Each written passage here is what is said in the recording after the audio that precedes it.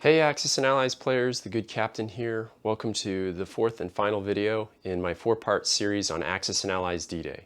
This video is going to focus on a range of different topics with a special emphasis on balance in this game. But in the same spirit as the Axis and Allies 1914 series, I'm going to first open by updating my resume, then review where I feel the imbalance is in this game and how you can see it. I'm then going to recommend a few fixes to the game to help rebalance it. I'll then do a few Q&As, go through some well-earned shoutouts, and then close this video. So to update my resume when it comes to Axis and Allies D-Day, I've now played well over 60 games, and I've done this against 10 different opponents. The balance of those games were played via the AAA platform, but quite a few were played over the board in face-to-face games. I didn't use either of the card decks, and we'll touch on that in the Q&A. And throughout these games, I kept very close track of dice results in order to adjust for one side rolling hot or cold. I think it's important that if anyone's going to claim that a game is imbalanced and then recommend fixes for that imbalance, that they should be very clear about their experience with the game. So when it comes to balance in this game, I feel that if both sides are played by players with 10 out of 10 experience in Axis and Allies D-Day, that the German player will win 9 out of 10 of those games. And I feel that the best way to see this imbalance is understanding the weakness in the American reinforcement chart and the fact that there's just not enough time for the Allies to have a reasonable chance to secure all 3 cities by the end of game turn 9. More details regarding those two deficiencies are fleshed out in the Allied strategic video.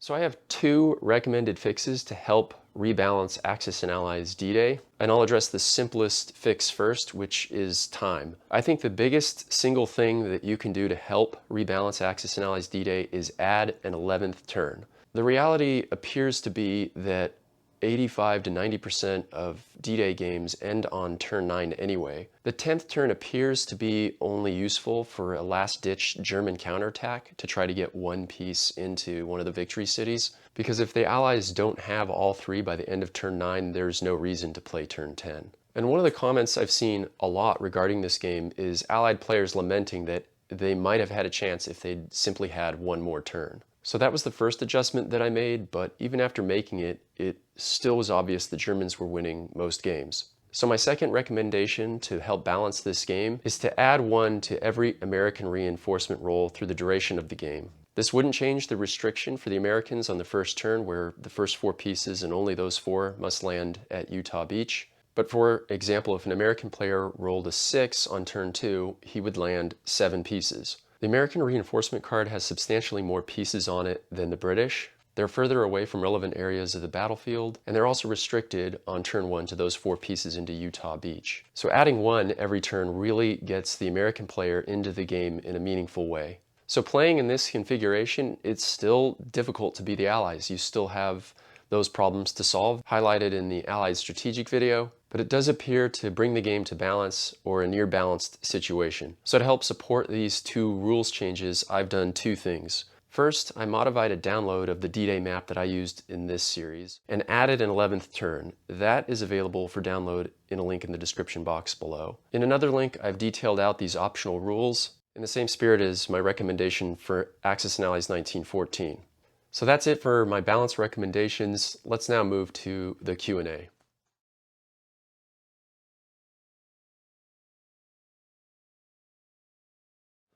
This is a question I should have answered in my Axis and Allies 1914 series, but I'll go ahead and do 2 birds with 1 stone here. The answer is no. I run or would run the exact same strategies for any side of these 2 games. The balance recommendations in both of these games don't change the overall strategy or my method of play. What I feel these balances for both games does is make the game far more interesting for both sides. Just to take D-Day as an example, if you play D-Day enough, it can become quite boring to be the German player. It can become so tedious it can actually be just as frustrating to be the Germans as the Allies, even though when you're the Germans, you're winning most of the time. Balancing the game opens up all kinds of options for both sides. There will be fights going on in other areas of the board that you didn't think were important, and overall I would say that both sides will get more fulfillment out of the game when it's balanced.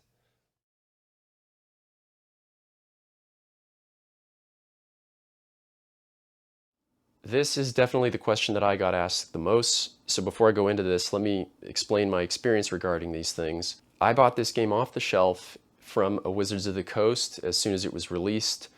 And I played one game with one card deck, one game with the other card deck, and then one game with both card decks. And my strongest recollection after doing this was, first, playing with both card decks is a little overwhelming and a lot more time consuming. And second was to notice that this didn't really change the core rule set. The fortune cards are very dicey. For those of you who don't know, before conducting any phase, that player would roll one die, and on a 1, something good happens with that card, and on a 6, something bad happens with that card.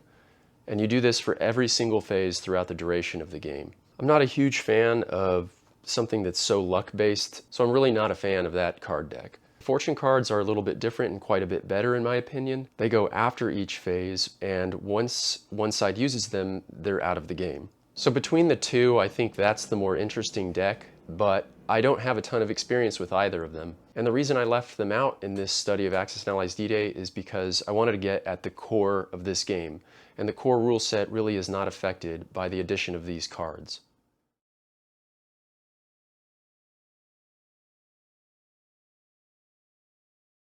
I've heard another Axis and Allies channel call this game the Snickers bar of Axis and Allies. I think that's a little bit unfair, and I think that I have a better analogy. In some of the videos I've shot for my channel, you might have noticed a dirt bike sitting behind me here. For 10 years, I raced that dirt bike in something that's called desert racing, which was high endurance, long duration races, much like playing an economy-based version of Axis and Allies. Those games can sometimes go for very long periods of time, and some of them can't be completed in a single day. But on my off weekends, I would take that bike down to the motocross track and race there. This is very short duration, 5 laps around a track as fast as you can. I'm using the same machine, essentially the same game mechanics are at play, but the context is totally different. But even still, the competition in motocross is far more fierce than desert racing. So just to say that something is shorter in duration or maybe simpler isn't to say that it's less fun or less competitive. Chess is a very simple game to learn, but is one of the most competitive games in the world. I think D-Day is a great game by itself. I wouldn't call it an introductory level game. There's still quite a bit going on, especially after you balance it. And you might learn a thing or two in this version that you can take over to other versions of Axis and Allies. Not to get off on too much of a tangent, but I think that diversifying your experience portfolio when playing Axis and Allies is one of the essential components to making an Axis and Allies player more lethal. And of course, it's a shorter duration, so if you have a Saturday free, you can usually play 2 games of Axis and Allies D-Day in 6 hours. And I wouldn't say those 6 hours would be any less fun than if you had played an economy-based version, but that's just my opinion.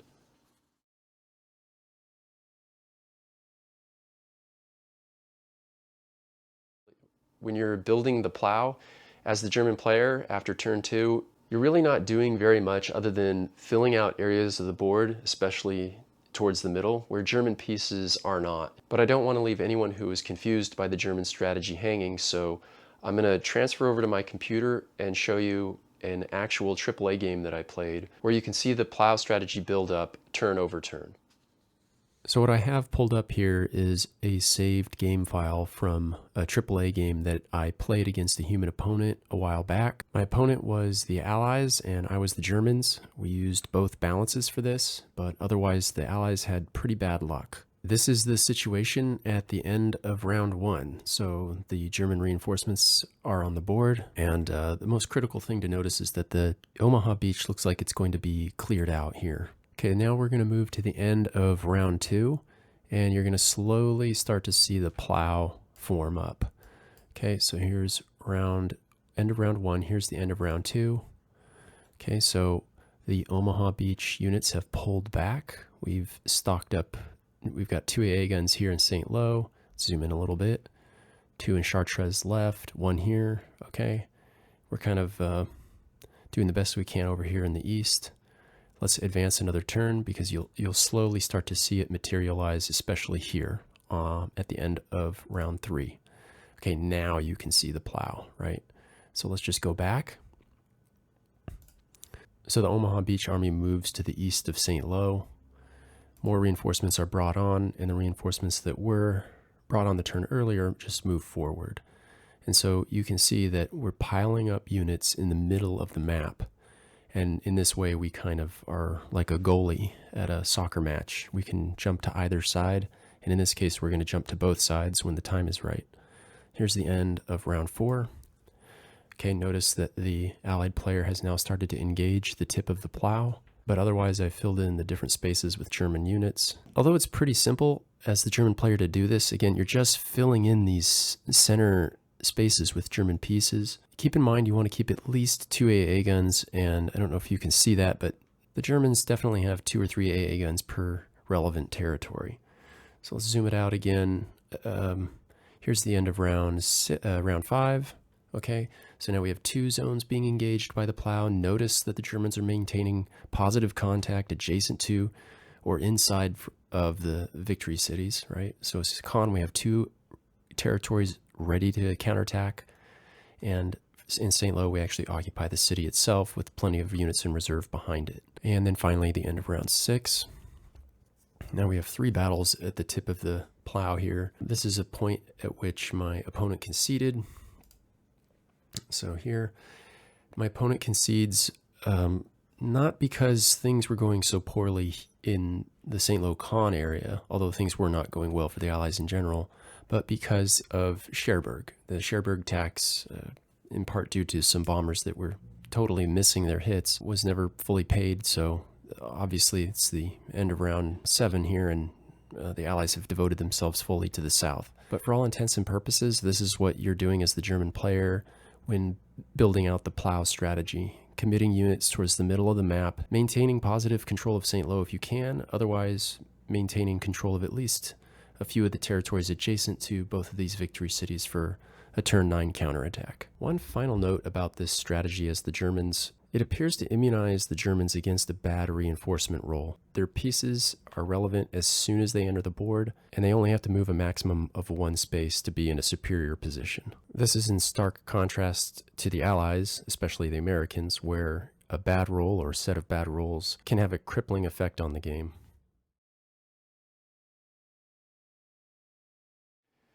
Making these video series is impossible to do by myself. The only way to find out if good strategies really work is to play against other human opponents, and to that end, I owe a debt of gratitude to the following online players. If you enjoyed these videos, and specifically if you enjoyed this series, these are the guys you want to thank. And though I learned something from each of them in every single game I played, I have to single out one of these for special attention. And of course, that's the indefatigable Ragnell804. It wasn't my intention to release this video series around the time of the 80th anniversary of the Normandy invasion. Normally it takes a year and a half to 2 years to get these things together. So it's because of him that this video series came out earlier than I expected. In fact, I can give this player specific credit for at least 2 components in the Allied strategic video, and that was sending the bombers to Cherbourg, how to mitigate the Cherbourg tax, as well as maintaining a fighter cover over St. Lo and Caen, and taxing or deterring German pieces that try to enter those cities. I've said before, and I'll say it again, if you want to get good at Axis and Allies quickly, play people who are better than you. So if you're lucky enough to find this guy online and to play him, you're in good hands, even if you do get badly beaten. Okay, the time has come to close this video and this series. This was my attempt to demonstrate what I feel are the best strategies to employ both as the German and as the Allied players in Axis and Allies D-Day. I did my best to demonstrate where I think this game is imbalanced, and then I recommended what I feel are the best ways to help rebalance this game and enjoy it to its fullest potential. But before I sign off here, I want to do something special for this version of Axis and Allies. From the time of this recording, it was only 2 months ago that I actually walked on the beaches of Normandy. I took a 4-day tour of the Normandy battlefields, and for an amateur historian like me, it was really inspiring. And when I got back from that trip, I compiled a 4-part series that I'm going to go ahead and post on my Captain at War account. So if you're interested in seeing and hearing me narrate through the actual battlefields of Normandy, you can go check that out. Otherwise, thanks for watching this. All the best from the good captain, and bye-bye.